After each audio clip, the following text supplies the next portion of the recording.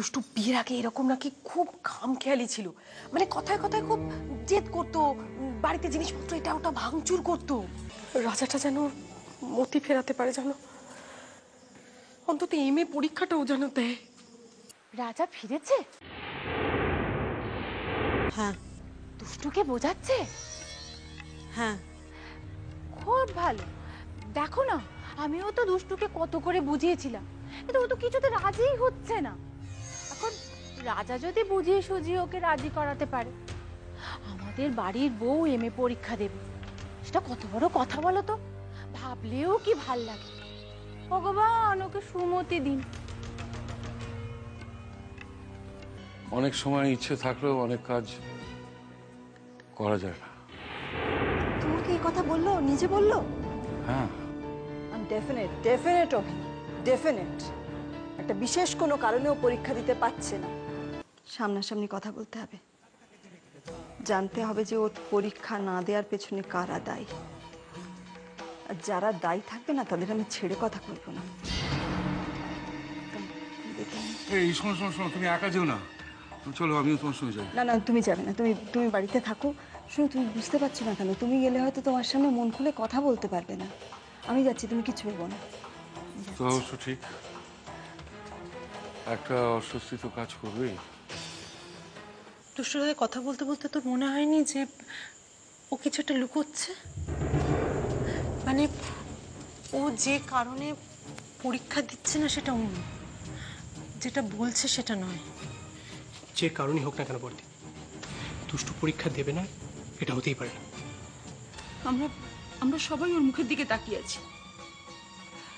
ওর যদি আমাদের সংসারে কোনো অসুবিধা হয় সেটা আমাদের জানাতে পারতো।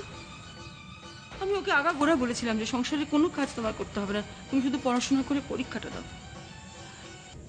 দুষ্টু মেজ বৌদিকে চা করে খাইয়েছে, কিন্তু ওর সঙ্গে তো কোনোদিন মেজ বৌদির সেরকম সম্পর্কই ছিল না।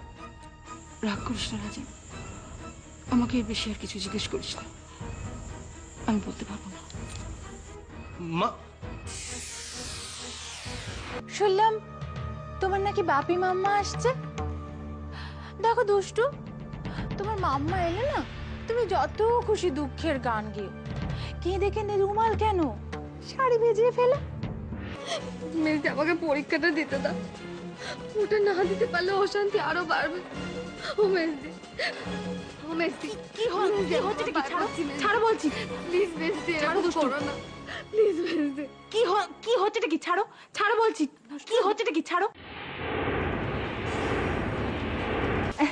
আরে রুমি, রুমি দেখো না, আমি দুষ্টুকে কত করে বোঝাচ্ছি যে দুষ্টু এমএ পরীক্ষাটা দাও, তো কিছুতেই বুঝছে না জানো।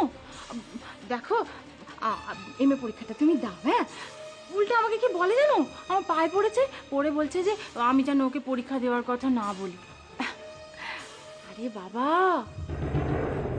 বোকা মেয়ে। দেখো, এইবারই সকলে জানে যে আমি তোমার সত্যি। সে আমি যখন বুঝতে পারছি যে তোমার এই এমএ পরীক্ষাটা না দিলে তোমার কত বড় ক্ষতি হয়ে যাবে, আর তুমি কিনা সেটা বুঝতে পারছো না। বিয়ে হয়ে আসার পর থেকে ওই মেয়েটাকে কোনোদিন ছেলের বউ বলে ভাবিনি। সবসময় ভেবেছি যে ও আমার আরেকটা মেয়ে। আর সেই মেয়ে মনের মধ্যে এত রাগ পুষে রেখেছে আমাকে নিয়ে, এতবার করে সবাই জিজ্ঞেস করছে, তবুও জেদ থেকে এক ফোঁটাও সরছে না ও। ঠিক আছে মা, ঠিক আছে, তুমি একটু থামো, একটু থামো না। ওখানে দুষ্টু মাম্মা আছে, শুনতে পেলে? তুই বুঝতে পারছিস না রুমি, ওই মেজো বৌমা ওকে সবচেয়ে বেশি বাধা দিয়েছিল পরীক্ষা দেবার ব্যাপারে। আর মেজো বৌমাকে সঙ্গে এত মাখামাখি ওর, ঠিক আছে মা, সংসারে সবচেয়ে বেশি অতিষ্ঠ করেছে ওই মেজো বৌমা ওকে। আর তার সঙ্গে এত ভাব ভালোবাসা কিসের জন্য? তুই বুঝতে পারছিস না রুমি এগুলো কেন হচ্ছে? মা, আমি তো অবাক হয়ে যাচ্ছি, মেজো বৌমার সঙ্গে ওর ভাব হয় কি করে? মেজো বৌমা ওকে টিকতে দেয়নি পর্যন্ত। রুমি তুই শোন, তুই আজকে দুষ্টুর মা এগুলো জানে না, এগুলো ওকে বলতে হবে তোদেরকে এগুলো। ভগবান,